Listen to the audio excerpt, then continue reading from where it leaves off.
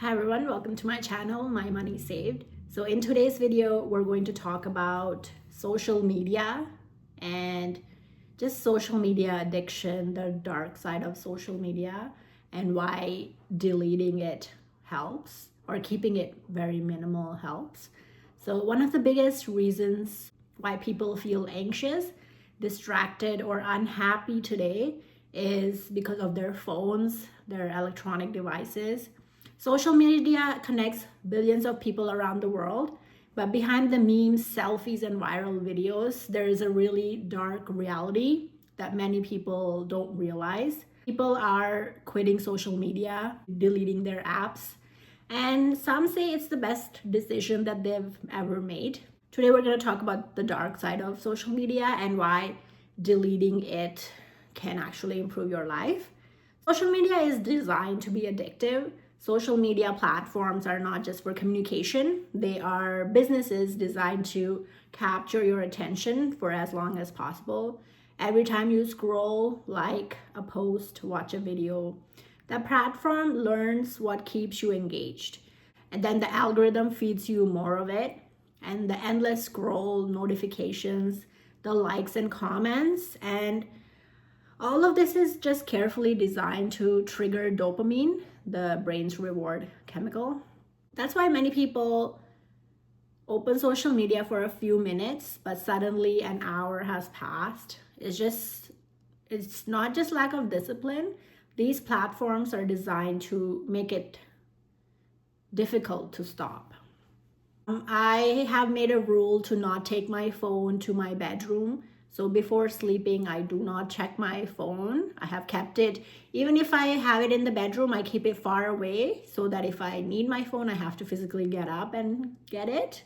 And I have it for just my alarm for the morning. But otherwise, I don't have the phone right beside me when I'm sleeping or when it's like sleep time.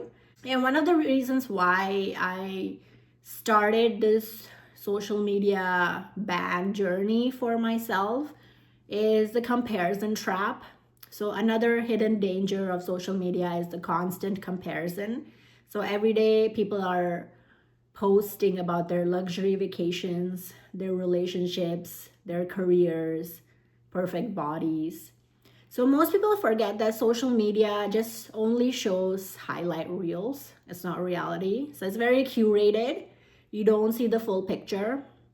You don't see people's failures, struggles, debt, loneliness. And people constantly compare their lives to someone else's highlight reel. And it can lead to low self-esteem, anxiety, feeling like you're falling behind. And it tempts you to go on those vacations that your friends are taking. And it could lead to, financial burden on you and debt for some people if you're not managing your money well. And the more time people spend scrolling, the worse the comparison can become. The attention crisis, social media has also changed the way we focus and think. Short videos, rapid scrolling, endless notifications train the brain to constantly have stimulation. So as a result, people may find it harder to read books nowadays, study for longer periods, focus on deep work, and just enjoying quiet moments, alone moments by yourself. This is the attention crisis. The brain has become used to the quick bursts of entertainment, slower activities start feeling boring. So deleting social media can sometimes feel strange at first because your brain is used to the entertainment. And so you have to retrain your brain to be bored again. Only social media I have is YouTube and only for like educational purposes. I don't have TikTok, I don't have Instagram, I don't have Facebook. And I've never been the person to be on these apps in the first place. It was very minimal.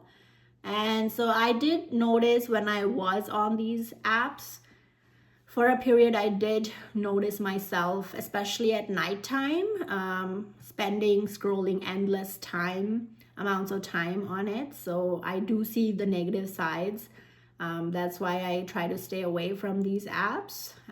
The only app I have is YouTube.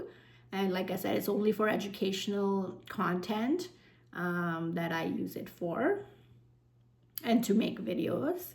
Mental health effects. Over the past decade, researchers and psychologists have raised concerns about the connection between social media and mental health. So, heavy social media usage has been linked to increased anxiety, depression, sleep problems, and loneliness. So, platforms are designed to connect people, but sometimes it can make people feel isolated. So, scrolling through hundreds of posts can create the illusion of social interaction without the depth of real conversation. So, many people spend hours online, but they still feel disconnected. The time drain. So, most of the obvious downside of social media is how much time it consumes. Many people check their phones first thing in the morning, during meals, while working, and before going to sleep. Individual moments like these seem small, but over time they add up to hundreds or thousands of hours per year. So imagine what could have happened even if half of the time was spent on learning a new skill, building a business, reading books, exercising, spending time with friends and family. So for many people, deleting social media gave them back time that they didn't realize they were losing. Deleting social media helps, but they feel bored at first. And without the constant notifications and entertainment, the brain has to adjust. So during the adjustment period, many people saw, so after the adjustment period, many people saw changes like better focus, less anxiety, more free time, improved sleep, and strong real life relationships. So instead of constantly reacting to content, people began living their own lives again. There will be the fear of missing out. So, one of the reasons why people hesitated to quit social media is FOMO. So, they worried that deleting social media, they'll miss important news, social events, trends, and conversations. But many people who leave social media discover something surprising. So, most of what they thought was important actually wasn't. The world keeps moving, and truly, what's important, information still reaches you through friends, families, real conversations. The constant stream of updates is just often noise. You don't have to quit completely. Deleting social media doesn't mean disappearing from the internet forever. Some people simply choose to change how they use it. So, for example, removing social media from their phone, limiting use to certain times of the day, following fewer accounts, turning off notifications. So, small changes can dramatically reduce the negative sides of social media while still keeping some of its benefits. The first thing I did was to limit the number of users I was following. So, I was primarily on YouTube. So, I unsubscribed to a lot of accounts, and I only kept the educational ones that I was watching. And then I was on TikTok for a bit, but then I deleted that app altogether from my phone. And I don't have Instagram, I don't have Facebook. I've never used those. So yeah, I think I'm someone who's seen the effects. So, and I'm someone who doesn't prefer to be on my phone constantly. I have kids, so I have to take care of them. And I rarely watch TV. So I don't feel like I'm missing out on anything personally. So I'm okay not being on social media. Um, Social media is one of the powerful technologies created, but it also leads to these darker sides, like addiction, comparison, distraction, lost time. So I think someone who has younger kids, I think just knowing the effects of technology and keeping them away from it, that's going to be something I'm going to focus on. And just knowing the effects on my mental health and personal health. I think that's one of the reasons why I want to stay away from social media as well. Just the comparisons, the money drain. It's a trap in a way. So if you understand that, then you know where to cut it off and just to use it minimally.